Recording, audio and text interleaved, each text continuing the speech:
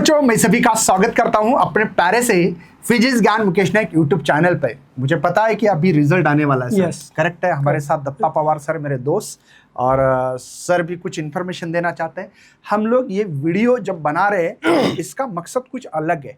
क्यों? सर मराठी में बोलने वाला है, मैं हिंदी में इंग्लिश में बताऊंगा। इसका कारण ये है कि बहुत सारे बच्चों को डॉक्यूमेंट के बारे में हम लोग कुछ बोलते हैं और समझ कुछ और लेते हैं। इसलिए सभी भाषा में हम लोग इस वीडियो को बना रहे हैं ताकि सभी बच्चों तक ये नॉलेज पहुंच जाए। उनके डॉक्यूमेंट रेडी करना है और रिजल्ट जून के इसमें फर्स्ट वीक में लगने के चांसेस हो सकते हैं। अभी आंसर की तो आपको पता ही है, मिल रही है पीसीबी की, पीसीएम की भी आएगी।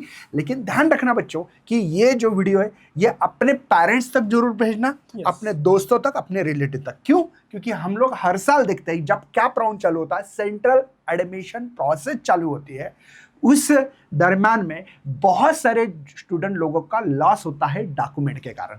तो ये जरूर वीडियो अच्छी तरह से सुनना है भाई, हेडफोन लगा के सुनो जो सुनना है।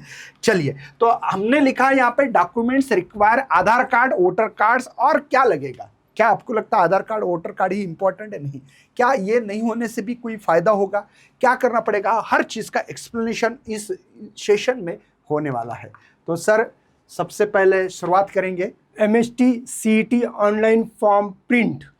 ये जो आप लोगों ने फॉर्म भरा होगा उसकी प्रिंट निकाली होगी तो वो रहा तो बहुत बढ़िया हो जाएगा। आपकी ऑनलाइन जो भी फॉर्म भरा उसकी प्रिंट निकाली हो तो वो संभाल के रखो। Next second one, MST CET पत्र। अगर आपने एडमिट कार्ड बोला होगा, हॉल टिकट बोलते हैं, एडमिट कार्ड बोलते हैं, वो आपको संभाल के रखना है। ठीक है। Next the visa mark memo. Okay इसके बाद में MST CET मार्कशीट बाकी है सर। MST CET जो मार्कशीट है, MST CET मार्कशीट, तो ये जो है जो भी आपका स्कोर कार्ड बोलते हैं बच्चे, या मार्कशीट बोलते हैं, वो आपको संभाल के रखना है। उसकी प्रिंट निकाल के रखनी है क्योंकि वो बहुत इंपॉर्टेंट है। क्योंकि आप लोग जब कैप राउंड में जाओगे तो आपको आपकी डॉक्यूमेंट की एक PDF फाइल बनाना पड़ती है, उसमें बहुत ही इंपॉर्टेंट चीज़ है। चलो, द वीसा मार्क मेमो। 10 की जो भी आपकी मार्कशीट, देखो बोर्ड सर्टिफिकेट एक अलग होता है और मार्कशीट अलग है, तो आपको मार्कशीट क्या करनी है? मार्कशीट चाहिए। उसके बाद में द विच इज सनद। ये बोर्ड सर्टिफिकेट होता है, बोर्ड सर्टिफिकेट। ये दो चीजें अलग है, मार्कशीट अलग है, सनद अलग है। ये दोनों भी आपकी प्रिंट होनी चाहिए। आपके पास ओरिजिनल भी होना चाहिए और प्रिंट भी होनी चाहिए। Then the we mark memo, sorry 12वीं मार्क मेमो पाहिजे। यस, 12 की जो मार्कशीट है बच्चों वो भी आपके साथ होनी चाहिए। आपको बोर्ड का सर्टिफिकेट अभी नहीं मिला तो इसकी जरूरत नहीं है क्योंकि वो 6 महीने के बाद दीपावली के आसपास मिलता है। देन नेशनलिटी सर्टिफिकेट चाहिए। ओके, नेशनलिटी सर्टिफिकेट ये जो चीज है बच्चों, ये आपके पास होना चाहिए। रहिवासी प्रमाण पत्र, भारतीय रहिवासी प्रमाण पत्र भी बोल सकते हैं, या नेशनलिटी जैसे इंडियन हो, इसका भी सर्टिफिकेट आपको कलेक्टर ऑफिस से मिलता है। वहां से आप अगर नहीं निकाला है तो निकाल के लेना है। ठीक है। रहिवासी प्रमाण पत्र, रहिवासी प्रमाण पत्र वही तहसील का ले सकते हैं, गांव का भी होता है, तहसील का होता है, एक कलेक्टर का होता है। तीनों भी रहे तो बहुत बढ़िया हो जाएगा। 12वीं की TC, अगर क्लास 12 की TC आपको आउट करना पड़ेगी, वो होनी चाहिए। कुछ लोग LC लिविंग सर्टिफिकेट भी बोलते हैं, TC ट्रांसफर सर्टिफिकेट भी बोलते हैं। आपको जो भी मानना है, लेकिन वो TC निकाल के रखनी है अच्छी तरह से। और वो चेक करो, क्या चेक करना है? जब भी आप LC या TC आप अपने कॉलेज से विड्रॉ कर रहे हो तब ध्यान रखना कि आपकी जो 10 की मार्कशीट है, 12 की मार्कशीट है, उनको लेके कंपेयर करो कि कहीं स्पेलिंग मिस्टेक तो नहीं है, कहीं मेरा नाम तो गलत नहीं हुआ, कहीं मम्मी का नाम हो, फादर का नाम हो, जो कास्ट होती है मराठा, हिंदू, जो भी आपने डाला होगा सब चेक करके लेना है। आपकी डेट ऑफ बर्थ नहीं तो बाद में गलती महसूस होती है, इसलिए कोई फायदा नहीं। इसलिए मैं दोबारा बोल रहा हूँ कि ये वीडियो जरूर अपने दोस्तों तक पहुंचाना है, अपने फैमिली तक पहुंचाना है। आप पेरेंट्स को भी बोलो, ये वीडियो पेरेंट्स के लिए जानबूझकर देखना चाहिए, हर पेरेंट्स ने देखना चाहिए कि क्लास 12 की जब भी TC आउट कर रहे हैं, आपकी 10 की 12 की मार्कशीट और TC, इनके ऊपर जो भी नाम है वो उसी हिसाब से है या नहीं है। नहीं है तो करेक्शन कर लो।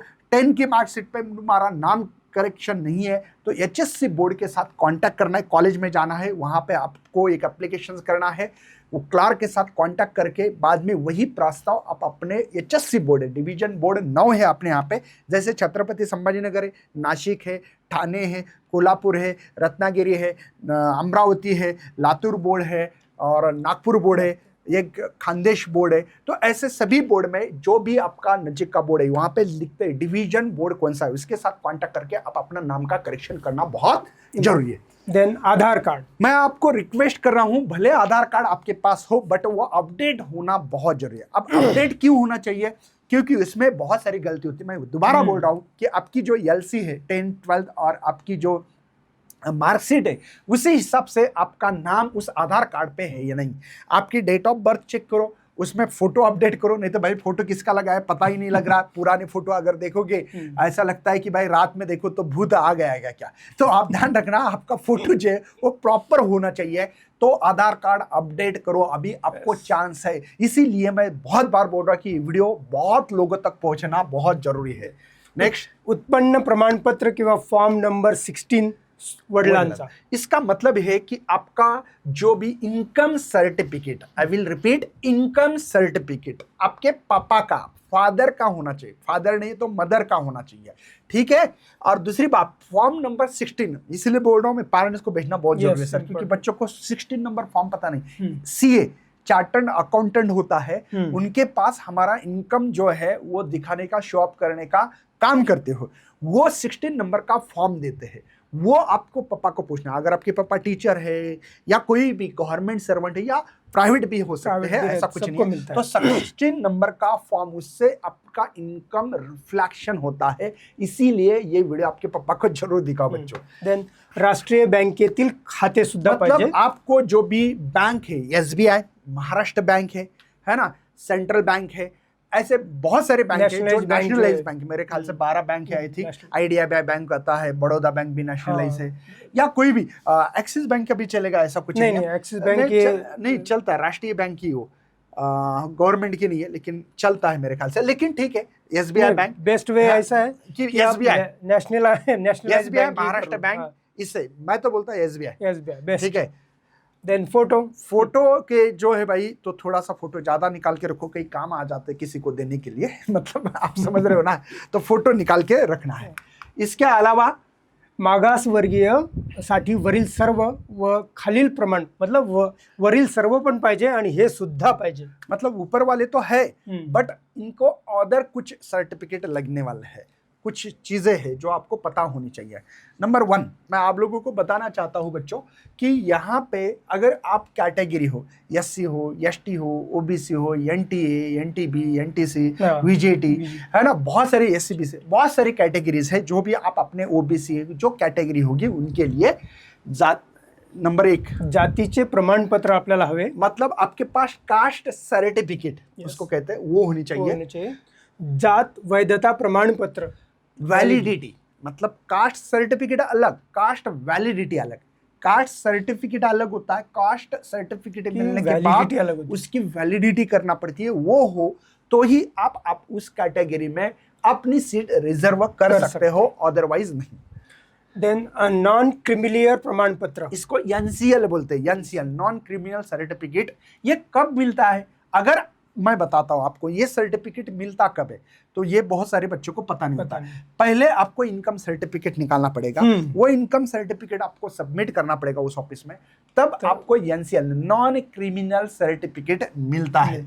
तो ये आप अपने फादर को जरूर बताइए, फादर लोग ही काम कर सकते हैं, आपको भी करना पड़ेगा शायद, मुझे पता नहीं अभी, लेकिन ठीक है आप भी कर सकते हो। लेकिन आपके पापा का पहले इनकम सर्टिफिकेट होना चाहिए, उसी के आधार पे आप लोगों को NCL सर्टिफिकेट मिलता है, ठीक है।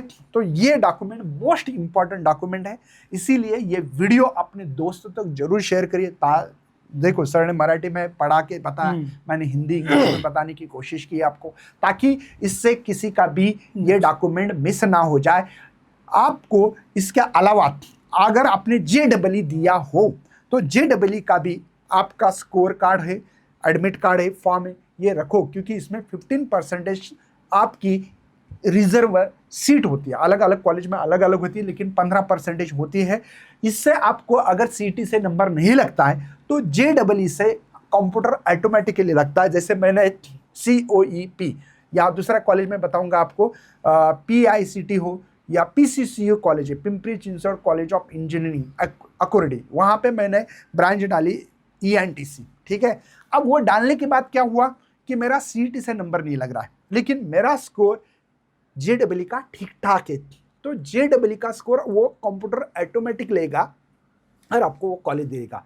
मतलब आप समझ रहे हो ना, मुझे ये बताना है अगर सीईटी के थ्रू आपको वो कॉलेज नहीं मिलता है तब वो कॉलेज शायद आपको जेईई मेन के नंबर्स पे, परसेंटाइल पे आपको वो कॉलेज मिल सकता है। तो ध्यान रखना कि ये भी आपको तैयार रखना है। जेईई के जो भी हमने सीईटी के डॉक्यूमेंट बोले थे, जैसे कि सीईटी का फॉर्म बोला, वैसे जेईई का एडमिट कार्ड हो सकता है, स्कोर कार्ड हो सकता है। तो ये चीज़ें भी आपको रखनी है, क्योंकि कैप राउंड में बहुत सारे बच्चे उस समय काम करते हैं, वो फायदा नहीं होता। इसलिए इस वीडियो को ज़्यादा से ज़्यादा अपने दोस्तों तक शेयर करो, लाइक करो, न्यू तो चैनल को फॉलो करना। ये पीपीटी आपको अगर चाहिए तो स्क्रीनशॉट भी ले सकते हैं, या PGMN ऐप पे भी ये अवेलेबल, इंजीनियरिंग काउंसलिंग बोल के एक फोल्डर मिलेगा, उसमें जाके आप अपना चेक कर सकते हो। तो मिलते ही ऐसे सेशन में, तब तक बाय बाय। जो भी रिक्वायरमेंट है जरूर इस वीडियो के नीचे कमेंट करिएगा कि सर हमको ये वीडियो चाहिए, हम प्रोवाइड करने के लिए तैयार है। तो चलिए बाय बाय, जय हिंद, जय भारत। Thank you.